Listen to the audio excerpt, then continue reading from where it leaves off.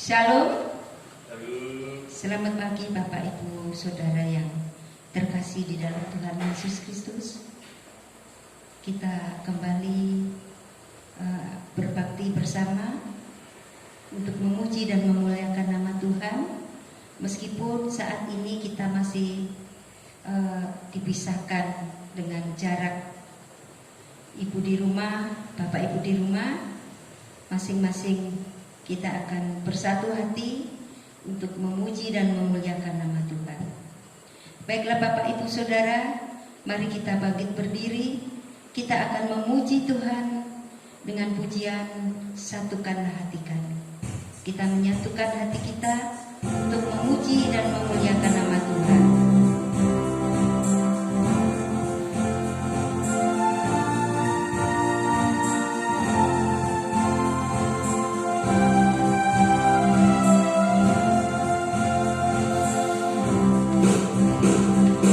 Satukanlah hati kami untuk memuji dan menyembah Oh Yesus, Tuhan dan Rajaku. Gerakkanlah tali kasih di antara kami semua Oh Yesus, Tuhan dan Rajaku. Bergandengan tangan dalam satu kasih, bergandengan tangan dalam satu iman, saling mengasihi di antara kami, keluarga kerajaan Allah. Satukanlah hati kami untuk memuji dan menyembah Oh Yesus, Tuhan dan Rajaku. Gerakkanlah tali kasih di antara kami semua Oh Yesus, Tuhan dan Rajaku. Bergandengan tangan dalam satu kasih, bergandengan tangan dalam satu iman, saling mengasihi di antara kami, keluarga kerajaan Allah. Bergandengan tangan. Bergandengan tangan dalam satu kasih, bergandengan tangan dalam satu iman, saling mengasihi di antara kami, keluarga kerajaan Allah. Keluarga kerajaan Allah.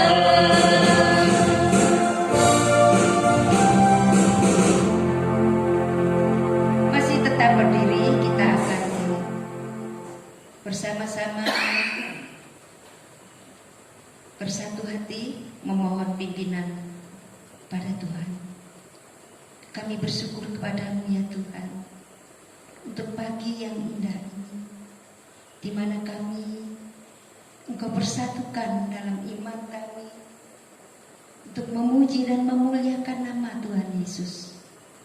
Meskipun sampai saat ini Tuhan, kami masih mengadakan ibadah online, tetapi Engkau melihat hati kami Bapa untuk memuliakan nama-Mu dimanapun kami berada. Tuhan, pimpinlah acara ini dari awal sampai akhir. Biarlah kuasa-Mu akan menaungi kami semuanya. Memimpin acara, yang memainkan musik untuk mengiringi puji-pujian kami. Tuhan, berkati kami satu persatu. Terlebih hamba-Mu yang akan menyampaikan kebenaran firman-Mu. Urapi Tuhan, sehingga firman-Mu dapat berkata dengan jelas kepada kami. Dan hanya firman-Mu Tuhan yang memandu hidup kami ke jalan yang benar, yang diberkenan oleh Tuhan.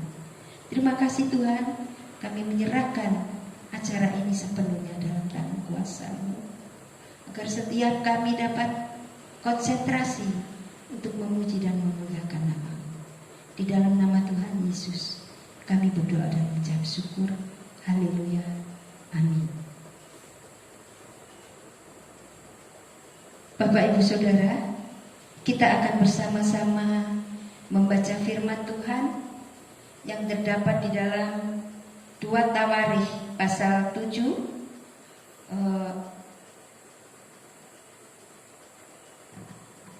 ayat 11 sampai 16. Saya akan menolong membacakannya.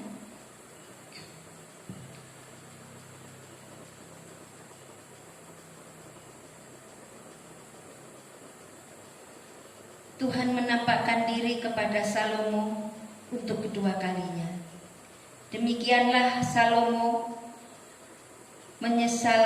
menyelesaikan rumah Tuhan dan istana raja, dan berhasil melaksanakan dalam rumah Tuhan dan dalam istananya segala sesuatu yang timbul dalam hatinya. Kemudian Tuhan menampakkan diri kepada Salomo pada malam hari dan berfirman kepadanya, "Telah kudengar doamu dan telah kupilih tempat ini bagiku sebagai rumah persembahan. Bila mana aku menutup langit sehingga tidak ada hujan, dan bila mana aku menyuruh belalang memakan habis hasil bumi,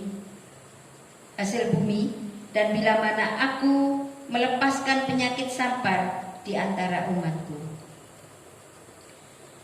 dan umatku yang atas namaku disebut merendahkan diri, berdoa dan mencari wajahku, lalu berbalik dari jalan-jalannya yang jahat, maka aku akan mendengar dari surga dan mengampuni dosa mereka, serta memulihkan negeri mereka.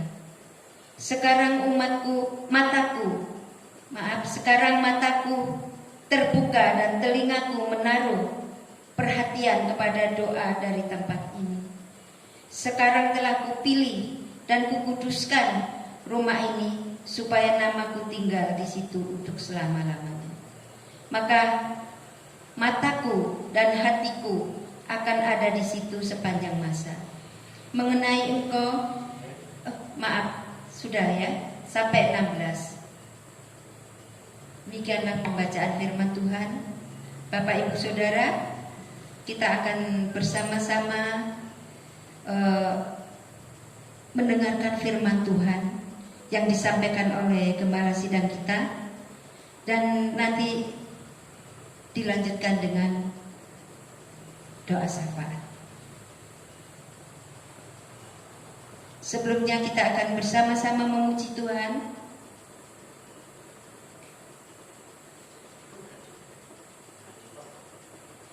Dengan pujian Yesus Engkau Juru Mudiku.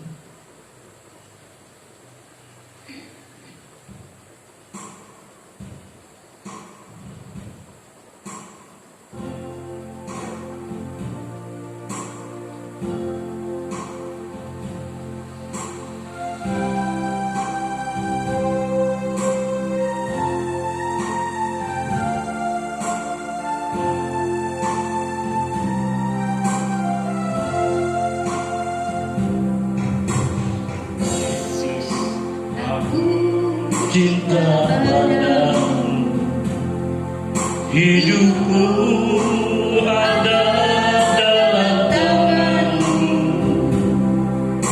Ku selalu berdoa, ku selalu meminta Engkau menjawab doaku. Yesus, ku agungkan namamu, ku puji, ku sembah Kau selalu. Dalam kesusahan, dalam kelimpahan, Yesus segalanya bagiku.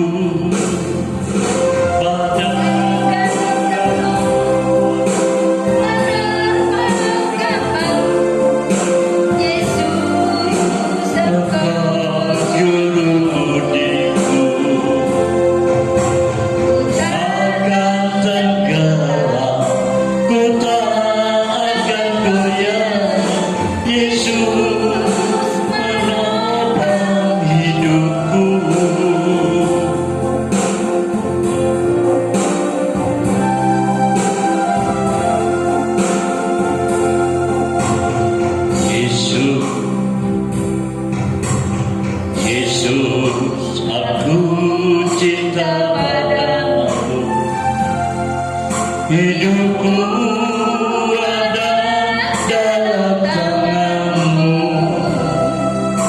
Ku selalu berdoa, ku selalu meminta Engkau menjawab doaku. Yesus, ku agungkan namamu, ku puji, ku sembah Kau selalu. Dalam kesusahan, dalam kelimpahan, Yesus segalanya bagiku.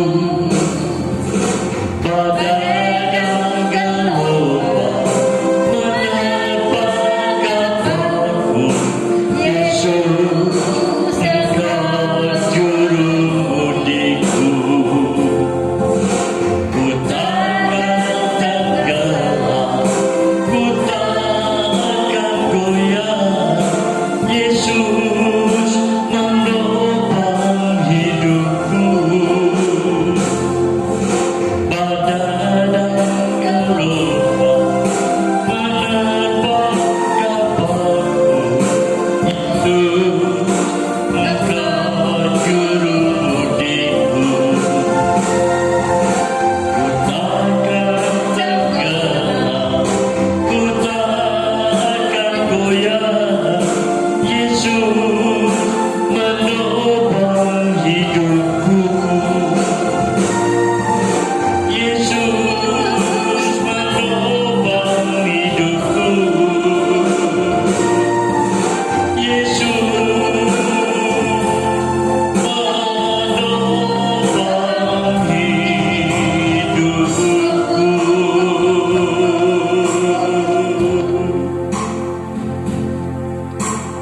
Mari kita bersama sebelum kita mendengar firman Tuhan. Bapa Surgawi, pada kesempatan yang berbahagia ini kami ingin menyerahkan bangsa negara kami dalam tangan kuasa-Mu, khususnya saat pemerintahan kami, para pemimpin kami sedang sibuk-sibuknya, dan kami semuanya, seluruh komponen bangsa ini menghadapi pandemi. Mari Tuhan tolong Indonesia ini, tolong para pemimpin kami, terutama para aparat yang berwenang dan yang bertanggung jawab untuk menanggulangi bersama-sama penyebaran pandemi COVID-19 yang sampai hari ini masih belum ada tanda-tanda mereda. Bahkan Indonesia saat ini menjadi negara terbanyak yang menjadi beban dari pandemi COVID ini. Tolong Tuhan, mari Engkau luruskan tangan kasih-Mu pada bangsa ini. Belas kasihan-Mu sungguh kami perlukan untuk memulihkan negeri ini Tuhan. Sudah terlalu banyak penderitaan, sudah terlalu banyak usaha maksimal, habis-habisan, all out yang dikerahkan oleh pemerintah kami, oleh negeri ini Tuhan, oleh kami semuanya untuk menghadapi wabah global ini Tuhan. Karena itu tanpa pertolongan-Mu kami sungguh merasa tidak sanggup sendirian Tuhan. Karena itu kasihanilah, tolonglah, proteksilah, dan hentikanlah Tuhan pandemi ini. Hanya Engkau satu-satunya pribadi yang berkuasa mutlak untuk menghentikan pandemi ini. Tuhan, sudah cukup pandemi ini mendera bangsa kami. Karena itu sekali lagi mohon pertolongan-Mu, dan Engkau akan memulihkan negeri kami ini. Engkau akan menolong warga bangsa yang jadi korban, dan keluarga yang ditinggalkan oleh para korban pandemi COVID-19 ini. Tuhan, berkatilah Indonesia, selamatkanlah Indonesia. Kami juga berdoa untuk gereja dan hamba Tuhan seluruh Indonesia ini. Kami serahkan dalam tangan kuasa-Mu. Pakailah mereka semuanya menjadi alat-Mu, menjadi abdi-Mu, untuk memberkati Indonesia, untuk menyuarakan Injil-Mu kepada Nusantara tercinta ini. Kami juga serahkan gabungan Gereja Baptis Indonesia yang 12 Agustus nanti akan mengadakan kongres di Jakarta, tapi secara online Tuhan. Karena itu kami menyerahkan penyelenggaraannya, panitianya, pesertanya, susunan acaranya, dan semua keputusan yang akan diambilnya nanti, bahkan pengurus baru yang akan ditetapkan terpilih dan ditetapkan untuk mengemudikan roda organisasi gabungan Gereja Baptis Indonesia untuk kurun waktu 5 tahun ke depan. Berkatilah Kongres GGBI. Kami juga menyerahkan orang-orang miskin, menderita kelaparan, susah, fakir miskin, janda, duda, dan orang-orang yang terpenjara. Tolonglah, lawanlah, berkati mereka, hibur mereka, kuatkan mereka, dan terus cukupkan kebutuhan mereka hari lepas hari.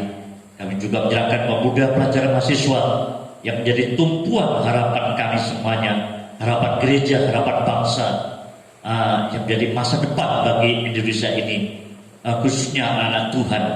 Berkatilah para pemuda, pelajar, mahasiswa ini, supaya dia menyiapkan masa depan yang sebaik-baiknya, dan bersama Tuhan mereka akan menjadi para pemimpin yang akan datang, yang akan menjalankan, meneruskan estafet kepemimpinan dari bangsa ini dari berbagai sektornya. Tuhan, berkatilah para pemuda, pelajar, mahasiswa, karena mereka adalah harapan kami semuanya, dan kami percaya mereka juga harapan Tuhan.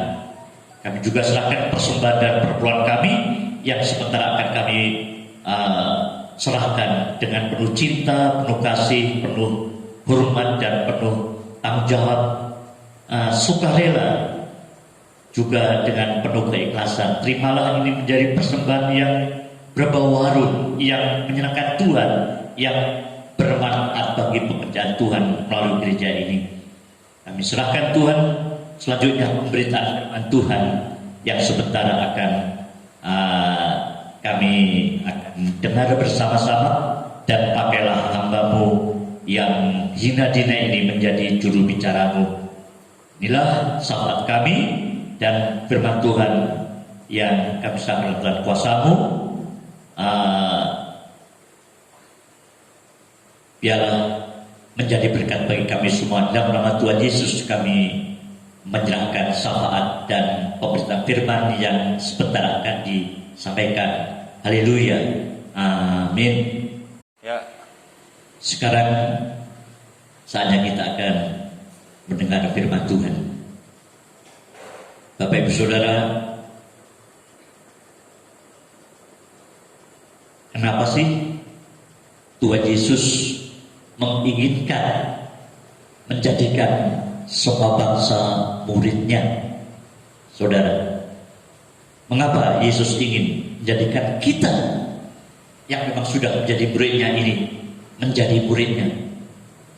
Sesungguhnya Tuhan Yesus ingin supaya kita, apalagi yang sudah menjadi muridnya, atau bahkan bangsa-bangsa lain, orang lain yang belum mengenal Dia, pada waktunya dirindukan menjadi muridnya juga. Karena Tuhan Yesus ingin manusia ini menjadi manusia pembelajar, manusia yang suka belajar, manusia yang terus-menerus meningkatkan dirinya dengan melalui proses belajar seumur hidup. Jadi murid itu tugas utamanya belajar. Karena itu kalau dia senang memanggil kita muridnya, dan beliau juga senang menyebut dirinya sebagai guru, itu karena dia ingin kita menjadi orang yang terus-menerus berkembang, bertumbuh, berkembang. Karena perkembangan itu hanya bisa dilakukan melalui proses belajar yang menerus, yang tidak kenal lelah.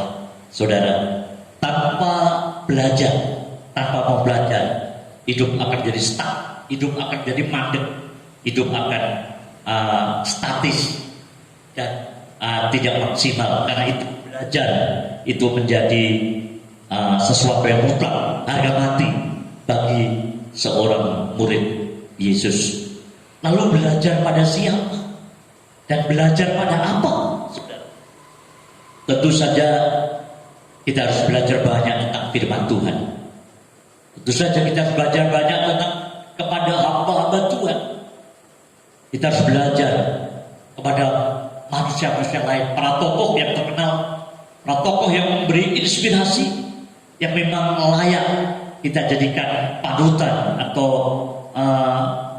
satu acuan dalam hidup kita, saudara. Jadi selain firman Tuhan, para hamba Tuhan, tapi juga manusia-manusia lain, tokoh-tokoh nasional maupun internasional, kita layak belajar pada mereka. Kemudian kita juga harus belajar pada pengalaman kita, belajar pada sejarah. Ya, bangsa yang besar adalah bangsa yang belajar akan sejarah daripada bangsanya. Belajar pada binatang, bahkan Raja Salomo pernah mengatakan, perhatikanlah, pergilah kepada semut. Semut adalah binatang, saudara. Beliau mengatakan, pergilah kepada semut, perhatikanlah lakunya, dan jadilah bijak.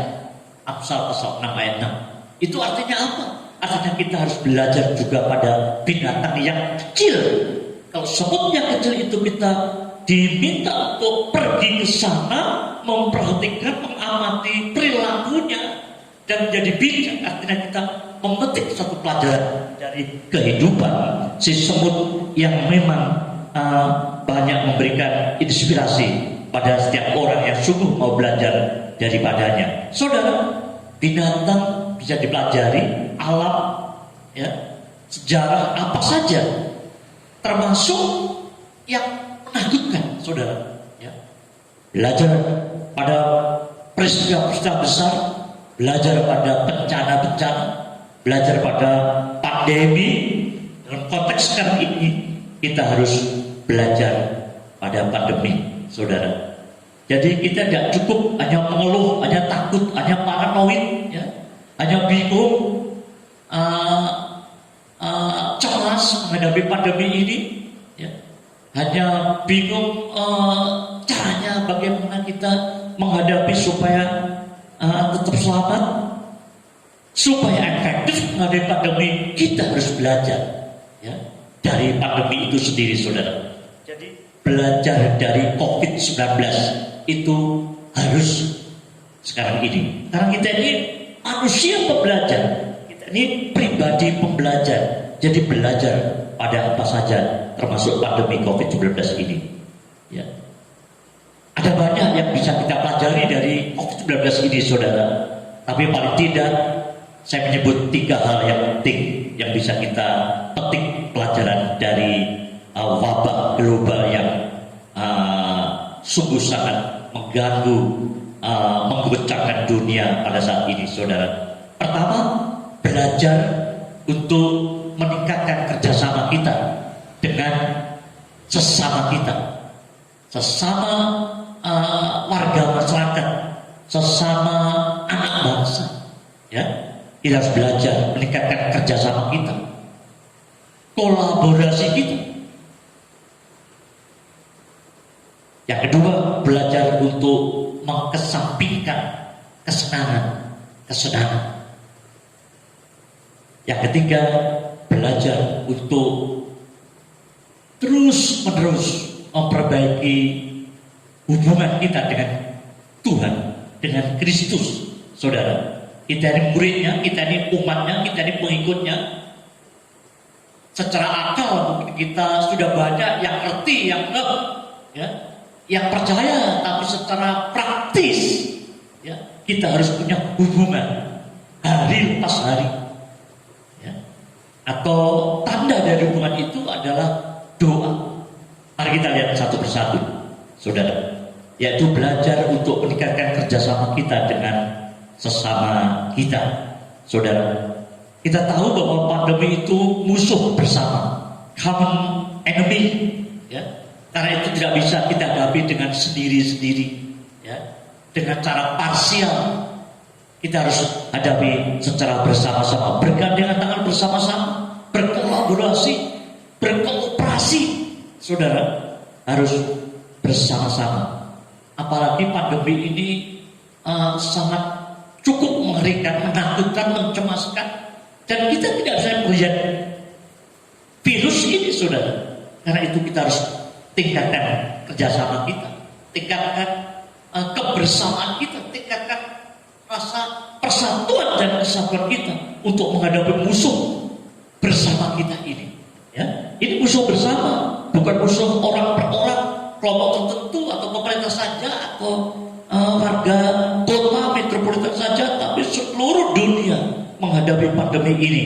Karena itu yang pertama kita harus belajar meningkatkan kesatuan persaudaraan kita, meningkatkan kebersamaan kita, saudara. Ya, kita tidak bisa sendirian, kita terbatas, kita kecil. Tapi meski kecil, mesti terbatas. Tetapi kalau kita bersama-sama, bersatu, kita akan kuat. Kalau kita kuat, kita akan menang menghadapi pandemi ini pada waktunya.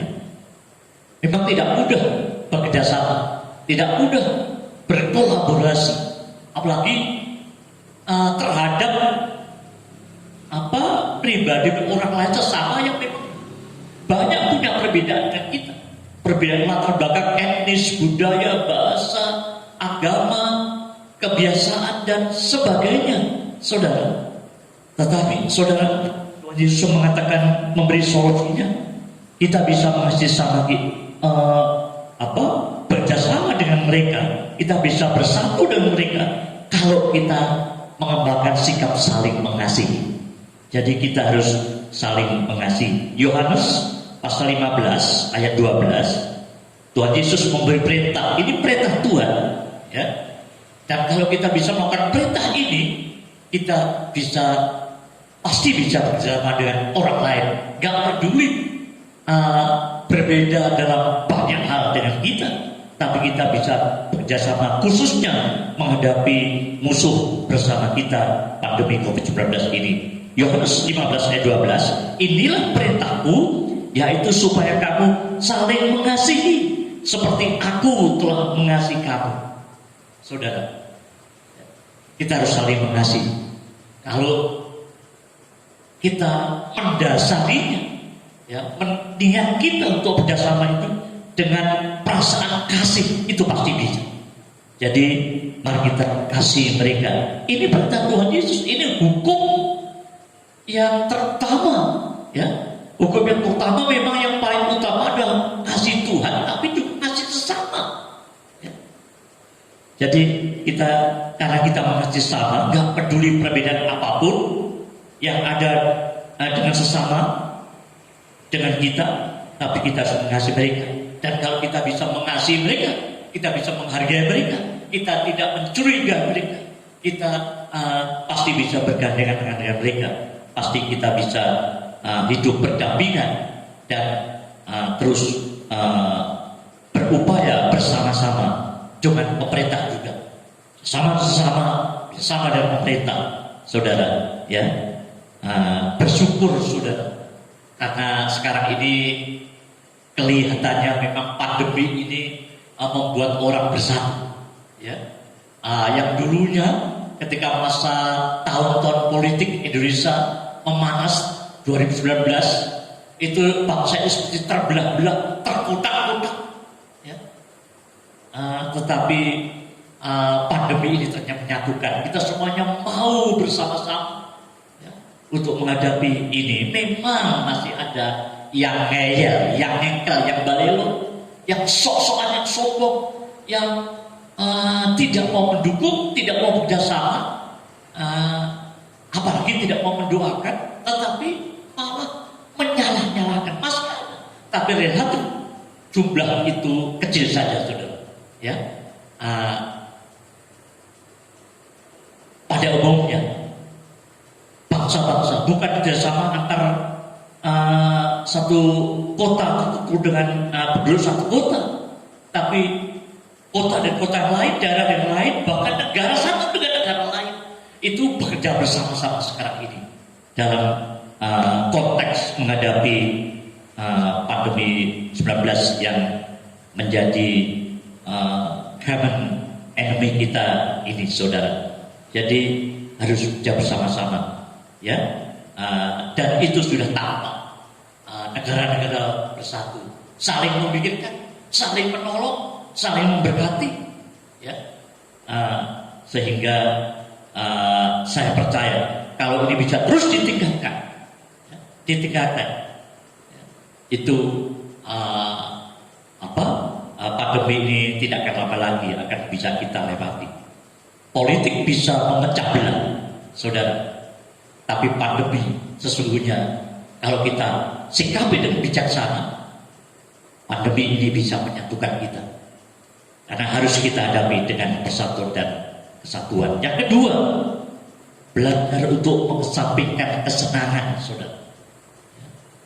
Mau tidak mau di masa pandemi ini dengan pemberlakuan PSBB, PPKM, bahkan ada lockdown dan pembatasan-pembatasan kegiatan masyarakat yang lainnya juga, apapun istilahnya, itu konsekuensinya khususnya dunia hiburan itu mandek total, saudara.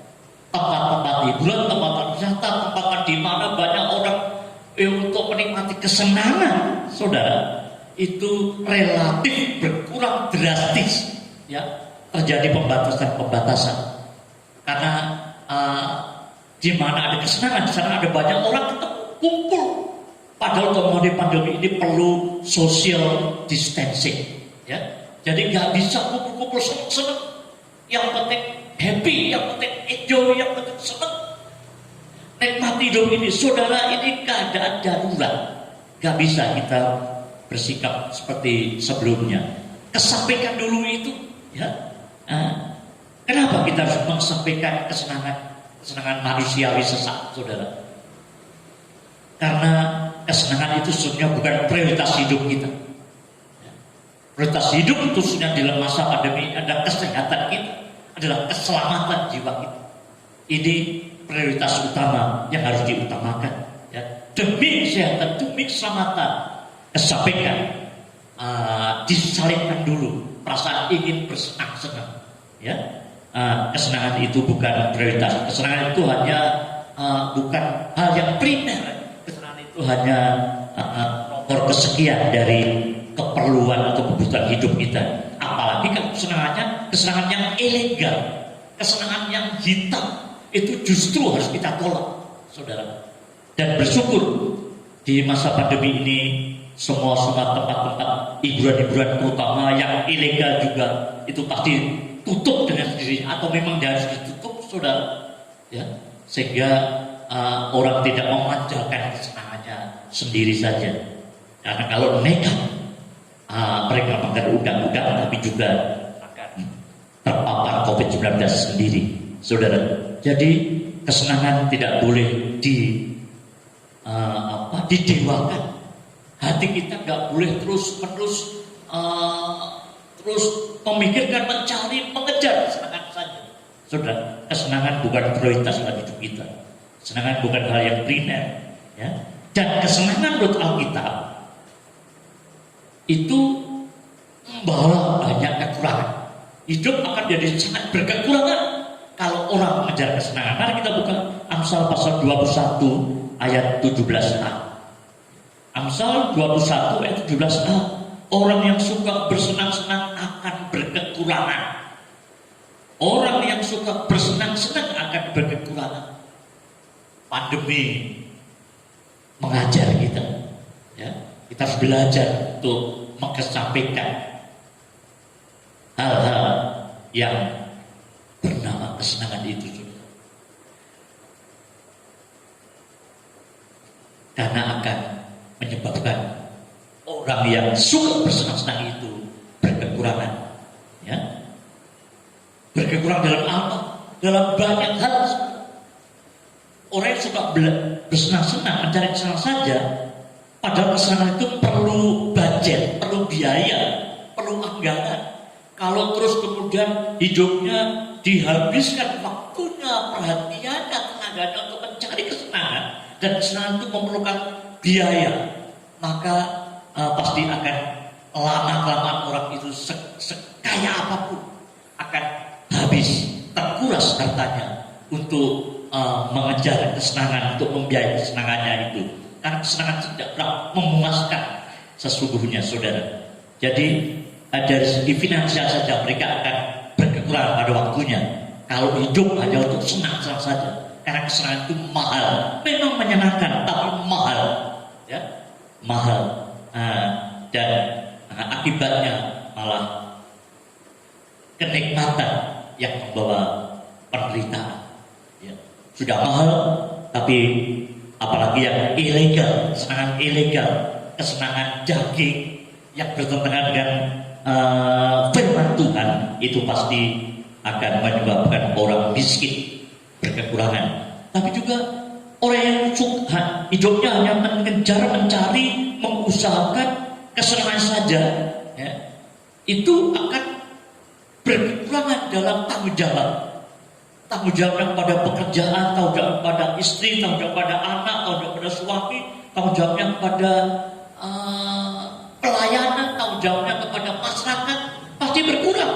Karena orang yang ingin bersenang-senang itu sifatnya sangat egois, mementingkan dirinya sendiri, gak peduli nasib orang lain, ya. Sifat mencari kesenangan selalu begitu, selalu egoistis, saudara. Jadi akan kurang fokus pada pekerjaannya, kurang perhatian pada orang-orang yang semestinya diperhatikan, kurang mencintai, kurang banyak hal lain. Jadi akan berkekurangan, kurang bertanggung jawab akan pekerjaannya. Kalau sudah capek menikmati kesenangan, lupa bekerja, ya, dan suka malas bekerja, ya. Jadi abaikan, kesampingkan. Ini pelajaran kedua, ya, karena memang pandemi ini mau tidak mau memaksa orang kehilangan tempat-tempat di mana ada kesenangan dijual, di mana ada kesenangan ditawarkan, ya, karena memang dilarang oleh undang-undang, saudara. Bersyukur. Jadi kita bisa bersyukur sebagai umat Tuhan, bersyukur dalam segala hal, termasuk dalam pandemi ini. Bukan bersyukur atas banyak korban, tapi bersyukur karena akhirnya tempat-tempat yang bisa menjerumuskan orang menjatuhkan dalam dosa itu, tempat-tempat yang menjual kesenangan itu ditutup, artinya dikesampingkan, diabaikan. Jadi pandemi selain meningkatkan rasa kerjasama kita dengan sesama kita, pandemi kalau kita mau belajar daripadanya, itu justru memberi semangat kita untuk mengesampingkan segala kesenangan, apalagi kesenangan yang ilegal. Ya, abaikan, tolak bahkan kalau itu nanti justru akan menghancurkan hidup kita. Saudara, selanjutnya selain meningkatkan kerjasama, terus mengabaikan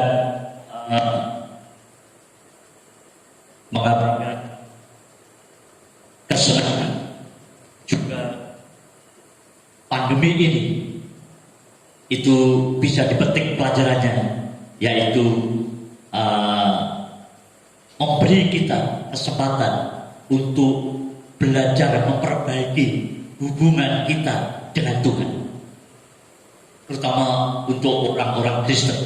Saudara, titik lemah dari kehidupan kekristenan itu terletak pada hubungan antara pribadi-pribadi pengikut Yesus ini dengan Kristus. Mereka percaya Yesus, mereka mengakui, menyembah, memuji Yesus sebagai Tuhannya, tapi sesungguhnya ada satu ruang kosong dalam hidup itu, yaitu mereka tidak punya hubungan yang intim dengan Tuhan. Saudara, ya, mereka setia ke gereja, setia beribadah, tapi hubungan pribadi itu penting, saudara. Banyak orang Kristen aktif gereja, baik tidak salah, tapi harus dipenuhi hubungan pribadi. Artinya tiap-tiap saat ada kedekatan, ada korelasi, ada terhubung. Cara itu harus terhubung kepada pokok anggur, saudara. Di luar pokok anggur, kalau kita lepas dari Kristus, saudara, kita tidak mampu berbuat apa-apa yang baik. Jadi cara harus melekat erat. Jadi mari kita, ini momentum pandemi, ini momentum memperbaiki hubungan kita, hubungan pribadi. Ya, kalau hubungan kita setelah berjemaah, ya, relatif cukup baik, saudara. Karena apalagi bagi orang setia untuk berbakti memuji Tuhan, ya, dia pasti berdoa minimal di gereja.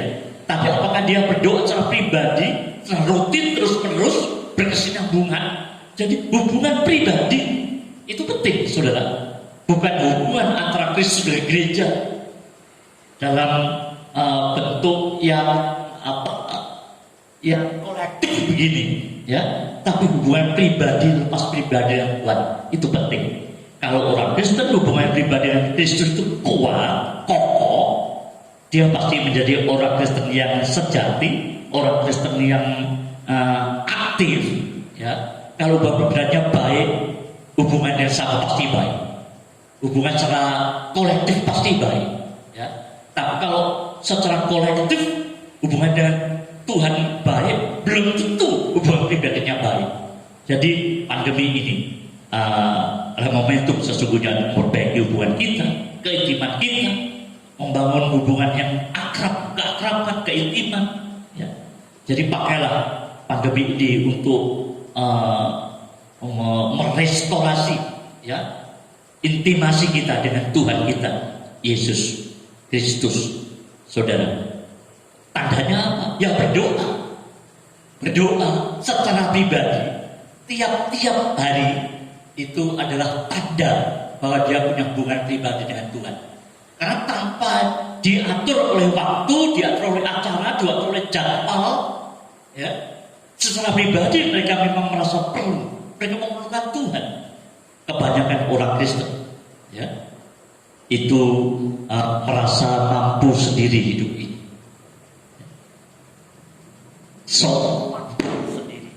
Sok bisa menghadapi masalah dengan kekuatannya sendiri, kekayaannya sendiri, dengan pengalamannya sendiri, ya. Padahal sesungguhnya kita ini harus merasa, punya perasaan terus-menerus perlu Tuhan. Jangan pernah ada satu saat pun yang kita merasa gak butuh Tuhan. Kita ini dependent, tergantung. Tidak ada suatu saat di mana kita tidak membutuhkan Tuhan. Jadi kita harus membangun hubungan pribadi kita dengan Tuhan. Berdoa, saudara, kalau kita ingin negeri dipulihkan, kalau kita ingin pandemi ini segera berlalu, kita harus membangun, kita harus mencari Tuhan, saudara, mencari Tuhan, ya. Bekerja sama dengan manusia, ya, tapi bekerja sama dengan Tuhan mutlak harus, ya. Jadi meningkatkan kerjasama kita dengan manusia, sesama kita, tapi juga meningkatkan keintiman kita, keakraban kita, kedekatan kita dengan Tuhan sendiri. Dalam 2 Tawarik, saya ini sinyalnya agak terganggu. Ya. Tawarik pasal 2 Tawarik pasal 7, khususnya ayat 14. Kalau tidak salah begini bunyinya, saudara. Ini saya nggak bisa buka Alkitabnya ini, yaitu dan umatku yang namanya, yang di atasnya namaku disebut, ya, merendahkan diri, berdoa, mencari wajahku, ya, dan berbalik dari jahat, aku akan mendengar mereka dari surga, mengampuni dosa mereka, serta memulihkan negeri mereka. Saudara, negeri ini perlu dipulihkan dari hantaman, goncangan, paparan COVID-19 ini, saudara. Itu harus kita cari wajah Tuhan, saudara. Mencari kerjasama, mencari solusi secara keilmuan itu yes, harus, saudara. Secara bersama-sama dengan yang lain, iya, tapi bersama Tuhan itu akan menyempurnakan usaha kita. Ya. Jadi mari kita mencari wajah Tuhan, dan pandemi ini momentum yang terbaik. Saya bersyukur di pandemi ini orang itu semakin banyak orang berdoa. Yang dulu nggak pernah berdoa, apalagi yang sudah terpapar, pasti deritil doanya. Setiap saat deritil, artinya dia tuh dulu nggak pernah berdoa pun berdoa, minta Allah, mau tidak mau, ya dipaksa. Mestinya kita nggak dipaksa oleh pandemi seperti ini. Apalagi kalau sudah situasinya bukan saja terpapar, tapi situasinya cukup kritis, ya, ngedrop, harus oksigen, sampai napasnya pendek-pendek, ya, saudara, sampai tubuhnya mulai nggak mau makan, lepas, kan? Pasti saya merasa mereka mau tidak mau, mereka mencari wajah Tuhan. Mari, saudara, pandemi kita jadikan momen untuk mencari wajah Tuhan. Tapi kalau pandemi ini lewat, Tuhan sudah menolong kita, pandemi lewat, ya, jangan sampai kita lupa lagi. Karena Tuhan bisa memakai pandemi untuk memaksa kita berdoa. Kalau kita sudah lupa berdoa, Tuhan bisa pakai pandemi yang lain. Jadi janganlah, saudaraku yang terkasih, pandemi itu cukup membuat kita harus berkomitmen sekarang sampai selamanya. Aku akan mencari wajah-Mu, ya Tuhan. Selamat menghadapi pandemi, tapi terus belajarlah bekerjasama dengan sesama kita. Belajarlah untuk mengesampingkan segala kesenangan, tapi juga belajarlah untuk meningkatkan intimasi kita dengan Tuhan. Tuhan pasti menolong kita, memberkati kita, dan pandemi akan segera lewat karena Tuhan mengasihi kita. Tuhan memberkati kita. Amin.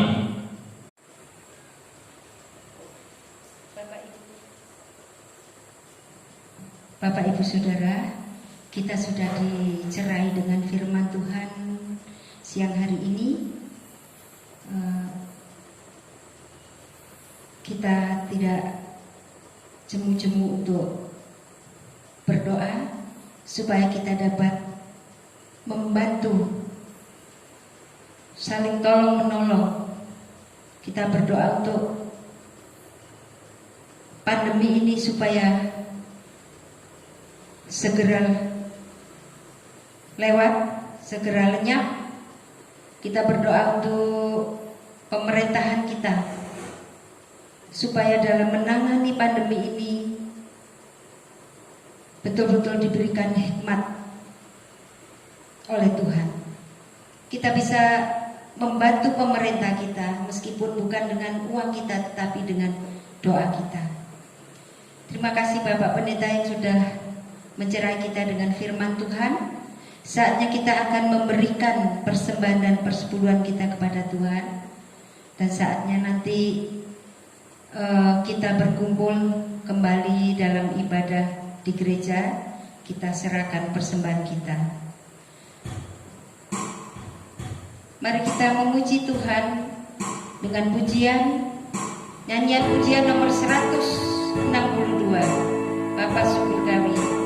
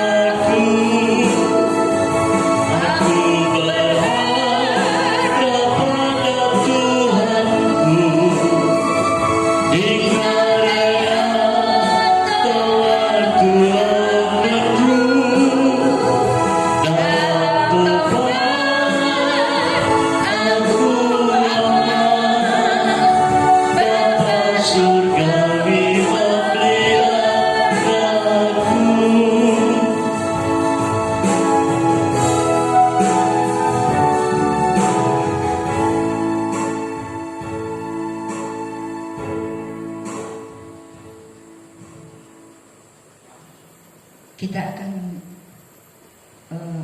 bersama-sama menutup kebaktian kita dengan memuji Tuhan dan dilanjutkan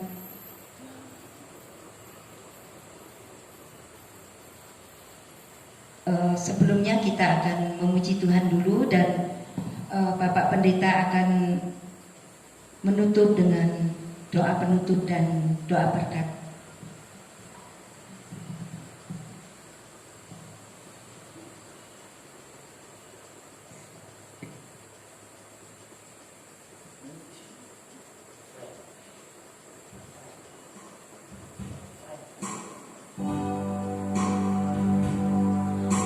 Kita nyanyikan refrainnya saja.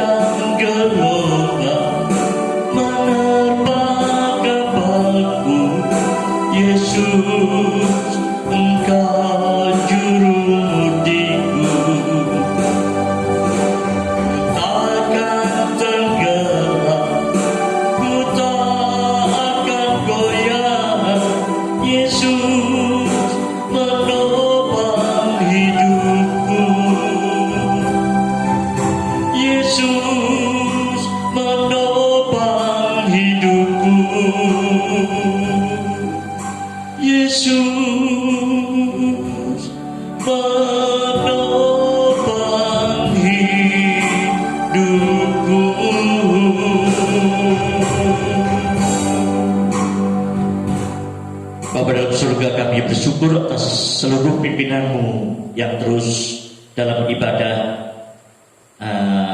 hari ini Tuhan. Dan berdasarkan Engkau hadir di tengah kami, Engkau dekat dengan kami, dan Engkau memang menginginkan kedekatan ini senantiasa ada di antara kami dengan Tuhan sendiri. Karena itu Tuhan, di akhir ibadah ini kami menyerahkan saudara kami, jemaat yang kekasih, biji matamu yang berharga di mata Tuhan. Berkati mereka satu persatu Tuhan. Mereka dalam situasi seperti ini pasti ada yang sedih. Karena itu dalam namamu mohon penghiburan Kau nyatakan kepada mereka.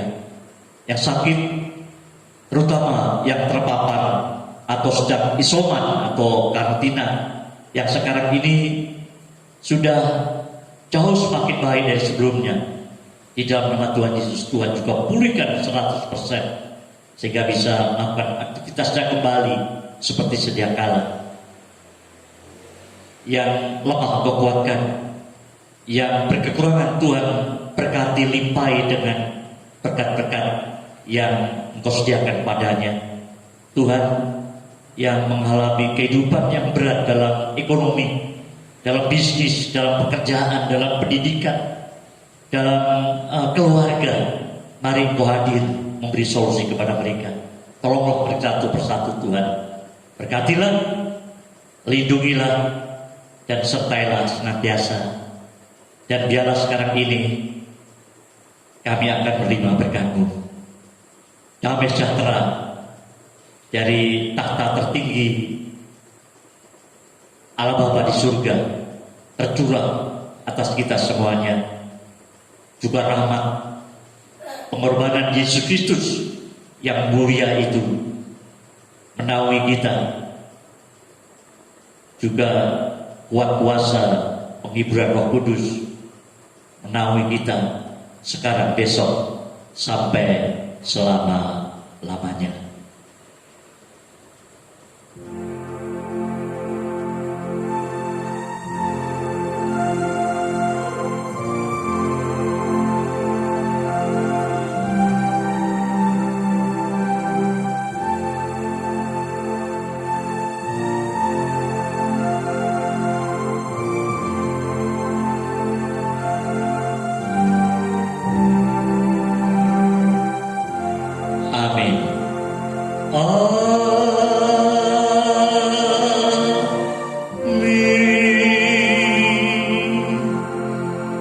Amin. Selamat siang, Tuhan memberkati kita semuanya.